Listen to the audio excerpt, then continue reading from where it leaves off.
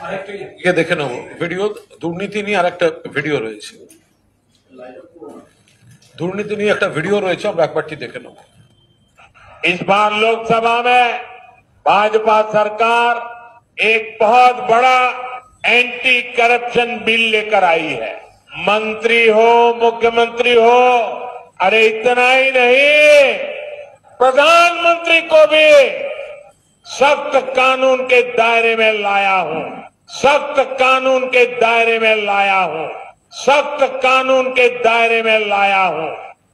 তো তাহলে সারা দেশে যে যে রাজ্যে যে যে অন্য দলে থাকা নেতার বিরুদ্ধে বিজেপি দুর্নীতির অভিযোগ এনে গ্রেফতারি দাবি করেছিল, যাদেরকে তারা কোলে করে আবার তাদের দলে নিয়েছে, তো ওনার হিম্মত থাকলে একদিনের নোটিশে যাদের বিজেপি একসময় গ্রেফতার দাবি করেছিল তাদের মধ্যে অনেকের বিরুদ্ধে কেস তৈরি হয়েছে, অনেকে গ্রেফতার হয়েছেন, আবার অনেকে গ্রেফতারির ভয়ে দলবদল করেছে, কিন্তু বিজেপি যাদের যাদের বিরুদ্ধে আঙুল তুলেছিল আগে বিল আনার আগে বিজেপি তাদের দল থেকে এক্সপেল করে দেখাক যে এদের বিরুদ্ধে দুর্নীতির অভিযোগ বিজেপি এনেছিল।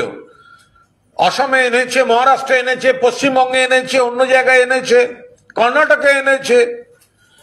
তাদের যখন বিজেপিতে নিয়েছে হোয়াইট ওয়াশ, আগে তাদের এক্সপেল করে দেখাক দল থেকে, তারপরেরটা তারপর বলবো। আর একটা ভিডিও দেখাবো। কদিন আগে যে বলছিলেন যে ওই বাংলায় দুর্গাপুজো হয় না, আর আজকে আনন্দের সঙ্গে বলছেন দুর্গা, আমি যখন বলছি তখন দুর্গাপুজোর মহল শুরু হয়ে গেছে, আমেজ শুরু হয়ে গেছে।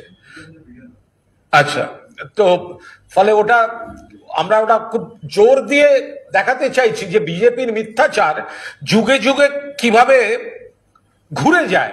যে বিজেপি বলতো দুর্গাপুজো হয় না, সেই বিজেপি দুর্গাপুজোর মুখে এসে তারা বলছে যে এখন তো দুর্গাপুজোর উৎসবের মরশুম শুরু হয়ে গেছে। তার মানে বাংলা সম্পর্কে গতকাল তারা যা মিথ্যা বলেন আজকে সেখান থেকে সরে আসতে হয়, আজ আবার একটা নতুন মিথ্যা বলেন আগামীকালকে গিয়ে সেটা থেকে সরে আসতে হয়।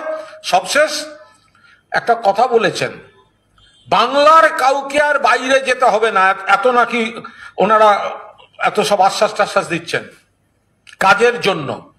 বাংলার কাউকে বাইরে যেতে হবে না। প্রথম কথা, বাংলা থেকে যে বাইরে যাচ্ছে আজ যাচ্ছে না, যুগ যুগ ধরে যাচ্ছে, এবং বিভিন্ন এলাকায় খুব স্পেসিফাইড টেকনিক্যালি সাউন্ড এক একটা ইন্ডাস্ট্রিতে তারা খুব দক্ষ হয়ে যায়।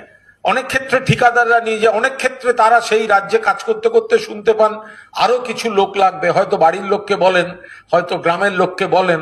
এটা যুগ যুগ ধরে চলে আসছে। তো নরেন্দ্র মোদী কি বলছেন, বাংলা থেকে কাউকে বাইরে যেতে হবে না। নরেন্দ্র মোদী এই গ্যারান্টিটা দিন যে অন্য রাজ্য থেকে কেউ বাংলায় আসবে না। তো বাংলা থেকে যদি 22 লক্ষ ছেলে বা কোন কর্মী বাইরে থেকে থাকেন যুগ যুগ ধরে, তাহলে তো 1.5 কোটি অন্য রাজ্যের লোক বাংলায় রয়েছে। আপনি একটা কল দেওয়ার হিম্মত হবে আপনার যে গোটা ভারতবর্ষে যে যার রাজ্যে কাজ করবে কেউ আর একটা অন্য রাজ্যে কাজ করতে পারবে না, এইটা বলার হিম্মত হবে ভারতবর্ষের প্রধানমন্ত্রীর? চ্যালেঞ্জ করছি ভারতবর্ষের প্রধানমন্ত্রীকে, আপনি এটা বলে দেখান। আপনি একটা কল দেওয়ার হিম্মত হবে কিনা যে ভারতবর্ষে যে যা স্টেটেই কাজ করবে তাকে অন্য স্টেটে কাজ করতে যেতে হবে না। আপনার রাজ্য গুজরাট থেকে কজন আছে এখানে? ভালো আছেন তারা, সবাই মিলেমিশে ভালো আছেন। তাহলে শুধু বাংলাকে আপনি কিন্তু ইঙ্গিত করবেন না। মনে রাখবেন, লকডাউনের সময় প্রথম যে শহীদ হয়েছিল 13 বছরের বাচ্চা মেয়েটা জামলো মাকদাম, সে কিন্তু ছত্তিশগড়ের মেয়ে, পরিযায়ী শ্রমিক, কাজ করতে গেছিল তেলেঙ্গানার খেতে, হেঁটে বাড়ি ফেরার সময় মারা যায়। ফলে এক রাজ্য থেকে আর এক রাজ্যে কাজ করতে যাওয়া এটা বহুদিন ধরে চলে আসছে। বাংলার দিকে আঙুল তুলে এত বড় মিথ্যাচার কিন্তু করবেন না। উনি বলছেন যে প্রথমে আমাদের কংগ্রেস এলো, তারপর বাম এলো, তারপর মামাটি মানুষের সরকার বলতে আমরা পরিবর্তন আনবো, উনি বলছেন আসল পরিবর্তন আসেনি, আসল পরিবর্তন বিজেপি। একদম ভিত্তিহীন। এটা একটা বলতে হয় বলা, একটা রুটিন কথাবার্তা বলতে হয় বলা। তার কারণ বাংলার মানুষ তো এটা দেখতে পাচ্ছেন যে যেখানে বিজেপি আছে সেখানে কি হচ্ছে, কেন্দ্রীয় সরকারে কি হয়েছে। নরেন্দ্র মোদী যেদিন এসেছিলেন পেট্রোল ডিজেলের কি দাম ছিল, আজকে পেট্রোল ডিজেলের কি দাম। স্বাস্থ্য বীমা, জীবন বীমার উপর 18% জিএসটি বসিয়ে বসে আছে। মমতা বন্দ্যোপাধ্যায়, তৃণমূল কংগ্রেস আপত্তি করছে, অভিষেক বন্দ্যোপাধ্যায় আপত্তি করছেন বলে এখন সরাতে হচ্ছে। যেগুলো ডাবল ইঞ্জিন সরকার, সেগুলো কি খারাপ অবস্থায় গেছে বিজেপির।